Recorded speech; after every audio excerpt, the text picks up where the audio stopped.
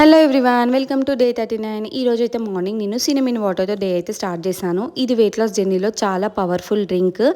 And మనం exercise start చేసినప్పుడు మొదట్లో చాలా ఎగ్జైట్మెంట్గా ఉంటుంది కదా, కానీ కొన్ని రోజులు అయ్యాక టైర్డ్నెస్ ఆర్ బోరింగ్గా అనిపిస్తుంది.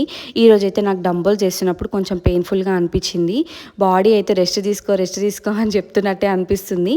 కానీ నేను మూడ్ లేదు కదా అని ఆలోచించకుండా, మూడ్ లేకపోయినా పర్వాలేదు, నా గోల్ ముఖ్యమని అయితే ఫిక్స్ అయ్యాను.